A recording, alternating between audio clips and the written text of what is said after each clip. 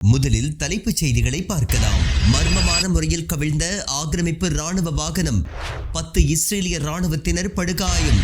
பல மாதங்களுக்கு பிறகு காசாவிலிருந்து பாய்ந்த ராக்கெட்டுகள். பல்லாயிரக்கணக்கான செட்டிலர்கள் பங்கர்களில் தஞ்சம். நெதன்யாகுவின் கடும் தோல்வி அம்பலம். ஹமாஸ் இன்னும் போரிடும் வலிமையுடன் தான் உள்ளது.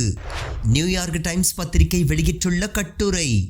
ஹமாஸின் போர் யுக்தி அந்த அமைப்பை இன்னும் பலத்துடன் தக்க வைத்துள்ளதாகவும் விளக்கம். ஒரே நேரத்தில் பாலஸ்தீனை தனி நாடாக அங்கீகரித்த 3 பணக்கார நாடுகள். பிரிட்டன், ஆஸ்திரேலியா, கனடா அதிரடி. வெற்றியின் விளிம்பில் பாலஸ்தீனியர்கள். தனி பாலஸ்தீன நாட்டை அங்கீகரிப்பது ஹமாஸிற்கு சன்மானம் வழங்குவது போன்றது. நெதன்யாகு மற்றும் இஸ்ரேல் தலைவர்கள் கதறல். இனி செய்திகளை விரிவாக பார்க்கலாம். காசா சிட்டியில் இஸ்ரேல் ராணுவ வாகனம் மர்மமான முறையில் கவிழ்ந்ததில் அதிலிருந்த 10 பேர் படுகாயமடைந்தனர். ஆக்கிரமிப்பு நிர்வாகம் வெளியிட்டிருக்கும் செய்தியில், காசா சிட்டியில் ராணுவ ஹம்வி வாகனம் கவிழ்ந்து விபத்திற்குள்ளானதில் அதிலிருந்த படையினர் 10 பேர் படுகாயமடைந்ததாகவும், அதில் 2 ஜெருசலத்தில் உள்ள மருத்துவமனைக்கு ஹெலிகாப்டர் மூலம் கொண்டு செல்லப்பட்டதாகவும், 8 பேர் ஆம்புலன்ஸ் மூலம் கொண்டு செல்லப்பட்டதாகவும் தெரிவித்துள்ளனர்.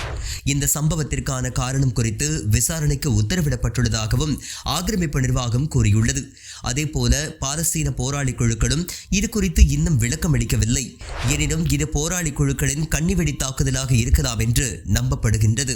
அல்லது இஸ்ரேலிய படையினர் தவறுதலாக அவர்களது ராணுவ வாகனத்தின் மீது அவர்களே தாக்குதல் நடத்தியிருக்கலாம் என்றும் சந்தேகிக்கப்படுகின்றது. தற்போது காசா சிட்டியை மட்டும் குறிவைத்து சுமார் 70,000 இஸ்ரேலிய ஆக்கிரமிப்பு துருப்புக்கள் முற்றுகையிட்டு இனப்படுகொலையில் ஈடுபட்டு வருகின்றன. பல மாத இடைவெளிக்கு பிறகு இஸ்ரேல் மீது மீண்டும் காசாவிலிருந்து ராக்கெட் தாக்குதல் நடத்தப்பட்டுள்ளது. காசா எல்லையில் உள்ள அஸ்லோத்தை குறிவைத்து 2 ராக்கெட்டுகள் ஏவப்பட்ட நிலையில் ஒன்று இஸ்ரேலில் நேரடியாக விழுந்துள்ளது. அது காலி இடத்தில் விழுந்ததாக இஸ்ரேல் கூறியுள்ளது. மற்றொரு ராக்கெட் நடுவானில் இடைமறிக்கப்பட்டதாகவும், இதனால் சைரன் ஒலி எழுந்து செட்டிலர்கள் பங்கர்களுக்கு விரைந்ததாக கூறப்பட்டுள்ளது. இந்த தாக்குதலில் யாருக்கும் காயமோ உயிரிழப்போ ஏற்படவில்லை என்று ஆக்கிரமிப்பு நிர்வாகம் கூறியுள்ளது. போர் தொடங்கி 2 ஆண்டுகள் ஆன நிலையிலும் இன்னும் ராக்கெட் வீசும் பலத்துடன் பாலஸ்தீன குழுக்கள் இருப்பதை இந்த தாக்குதல் காட்டுவதாக சர்வதேச ஊடகங்கள் கருத்துக்களை தெரிவித்துள்ளன. ராக்கெட் தாக்குதல்கள் இஸ்ரேலில் இயல்பு வாழ்க்கையை கடுமையாக பாதிக்கும் நிலையில் கடந்த பல மாதங்களாக அப்படி ஒரு தாக்குதல்களை பாலஸ்தீன் குழுக்கள் நடத்தவில்லை.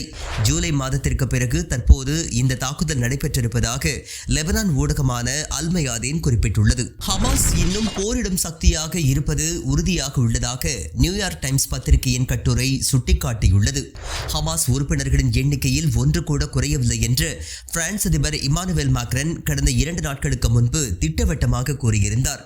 ஹமாஸ் உறுப்பினர்கள் 10,000 பேர் கொல்லப்பட்டிருப்பதாகவும், ஆனால் 30,000 புதிய வீரர்களை அவர்கள் படையில் சேர்த்து விட்டதாகவும் அமெரிக்க தூதர் ரூபியோ கடந்த சில மாதங்களுக்கு முன்பு கூறியிருந்தார்.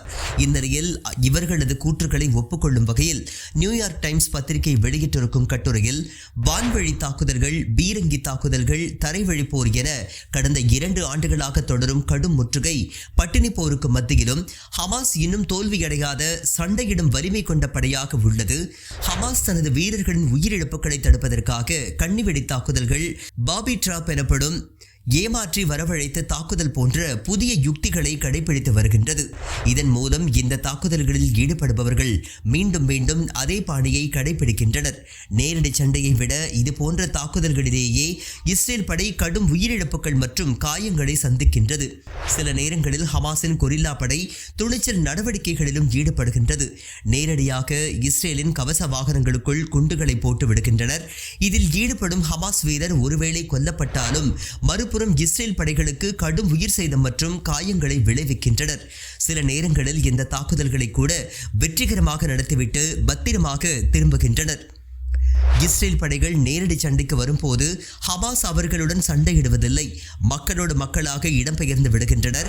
இதன் காரணமாக கடந்த 2 ஆண்டு தொடர் தாக்குதலுக்கு மத்தியிலும் ஹமாஸ் கட்டமைப்பு சிதறாமல் உள்ளது. கடந்த ஜனவரி மாதம் முதல் தற்போது வரை தங்கள் படையினர் 70 பேர் கொல்லப்பட்டிருப்பதாகவும் சுமார் 200 பேர் வரை காயமடைந்திருப்பதாகவும் ஆக்கிரமிப்பு படை ஒப்புக்கொண்டுள்ளது.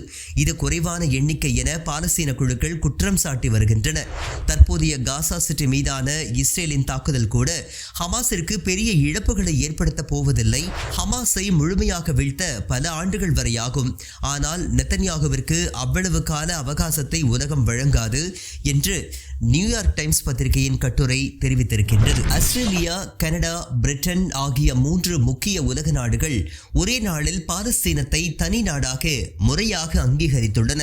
இது காசா மக்களுக்கு பெரும் வெற்றியாகவும் ஆக்கிரமிப்பு நிர்வாகத்திற்கு படுதோல்வியாகவும் அமைந்துள்ளது. பாலஸ்தீனத்தை தனி நாடாக ஞாயிற்றுக்கிழமை முறைப்படி அங்கீகரித்துள்ளது பிரிட்டன். இது குறித்து அந்நாட்டு பிரதமர் கெய்ர் ஸ்டார்மர் வீடியோ ஒன்றை வெளியிட்டுள்ளார். இஸ்ரேல், பாலஸ்தீனம் ஆகிய 2 நிலங்களும் அமைதியுடன் இருப்பதை உறுதி செய்யும் வகையில் இந்த தனிநாடு தீர்மானத்தில் பிரிட்டன் கையெழுத்திட்டுள்ளது. காசாவில் ஒரு பக்கம் வன்முறை, மறுபுறம் மேற்கு கரையில் ஆக்கிரமிப்பை தீவிரப்படுத்தி வருகின்றனர். எனவே பிரிட்டனின் அங்கீகாரம் அவசியமாகிறது என்று தெரிவித்துள்ளார். ஆஸ்திரேலிய வெளியுறவு அமைச்சருடன் சேர்ந்து கூட்டாக அறிக்கை வெளியிட்டுள்ள அந்நாட்டு பிரதமர் ஆந்தோனி அல்பனீஸ் 2 நாடுகள் கொள்கையை உயிர்ப்பிக்கும் விதமாக பிரிட்டன் மற்றும் கனடாவுடன் ஆஸ்திரேலியாவும் கைகோர்த்துள்ளது. பாலஸ்தீனத்தை தனி நாடாக ஞாயிற்றுக்கிழமை முறையாக ஆஸ்திரேலியா அங்கீகரித்துள்ளது என்று அறிவித்துள்ளார். காசாவில் போர் நிறுத்தம், பணைய கைதிகள் மீட்பு ஆகிய நடவடிக்கைகளை துரிதப்படுத்துவதன் ஒரு பகுதியாக இந்த தனி நாடு அங்கீகாரம் வழங்கப்பட்டிருப்பதாக அறிவித்துள்ளார். எனினும் ஹமாஸிற்கு புதிய பாலஸ்தீன நாட்டில் எந்த பங்கும் இருக்கக்கூடாது என்ற நிபந்தனை விதிக்கப்பட்டுள்ளதாகவும் அவர் கூறியுள்ளார். முன்னதாக பாலஸ்தீனத்தை தனி நாடாக அங்கீகரிப்பதாக கனடா பிரதமர் மார்க் கார்னி அறிவித்தார். பாலஸ்தீனியர்களின் சுய நிர்ணய உரிமை, மனித உரிமைகளை மதிக்கும் விதமாக இந்த நடவடிக்கையை ஐக்கிய நாடுகளுடன் ஒன்றிணைந்து கனடா மேற்கொள்கின்றது. இந்த ஒரு நடவடிக்கை மட்டுமே பிரச்சனைகளை தீர்த்துவிடும் என்று கனடா நம்பவில்லை என்றாலும் பிரச்சனைகளை தீர்ப்பதற்கான தொடக்கமாக இது இருக்கும் என்று தெரிவித்துள்ளார். பாலஸ்தீன தனி நாட்டை பிரிட்டன் உள்ளிட்ட நாடுகள் அங்கீகரிப்பது ஹமாஸிற்கு பரிசளிப்பது போன்றது என்று தனது விரக்தியை வெளிப்படுத்தியுள்ளார் நெத்தன்யாகு. ஜோர்டான் நதிக்கு மேற்கே நிச்சயம் பாலஸ்தீனம் எனும் தனி நாடு உருவாகாது என்று நெத்தன்யாகு தெரிவித்துள்ளார். பிரிட்டன், கனடா, ஆஸ்திரேலியா ஆகிய 3 பணக்கார நாடுகள் பாலஸ்தீனத்தை ஒரே நேரத்தில் தனி நாடாக அங்கீகரித்திருப்பது இஸ்ரேலை ஒதுக்கியுள்ளது. இது நெத்தன்யாகுவின் கடும் தோல்வி என அந்நாட்டு எதிர்க்கட்சிகள் விமர்சித்துள்ளன. உடனடியாக மேற்கு கரையையும் ஆக்கிரமித்து பாலஸ்தீன் அத்தாரிட்டி தலைவர்களை ஒடுக்கி அந்த அமைப்பு நசுக்க வேண்டும் என இஸ்ரேலின் பயங்கரவாத அமைச்சர்களான ஸ்மோட்ரிச், பென்க்விர் ஆகியோர் வலியுறுத்தியுள்ளனர். இனி இஸ்ரேலின் தலைவிதியை மேற்கத்திய நாடுகள் தீர்மானிக்க முடியாது, நாங்களே தீர்மானிப்போம் என்று அந்த அமைச்சர்கள் அறைகூவல் விடுத்துள்ளனர். மீண்டும் தலைப்புச் செய்திகள். மர்மமான முறையில் கவிழ்ந்த ஆக்கிரமிப்பு ராணுவ வாகனம், 10 இஸ்ரேலிய ராணுவத்தினர் படுகாயம். பல மாதங்களுக்கு பிறகு காசாவிலிருந்து பாய்ந்த ராக்கெட்டுகள். பல்லாயிரக்கணக்கான செட்டிலர்கள் பங்கர்களில் தஞ்சம். நெத்தன்யாகுவின் கடும் தோல்வி அம்பலம். ஹமாஸ் இன்னும் போரிடும் வலிமையுடன் தான் உள்ளது. நியூயார்க் டைம்ஸ் பத்திரிகை வெளியிட்டுள்ள கட்டுரை.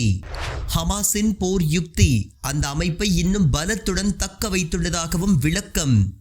ஒரே நேரத்தில் பாலஸ்தீனை தனி நாடாக அங்கீகரித்த 3 பணக்கார நாடுகள் பிரிட்டன், ஆஸ்திரேலியா, கனடா அதிரடி.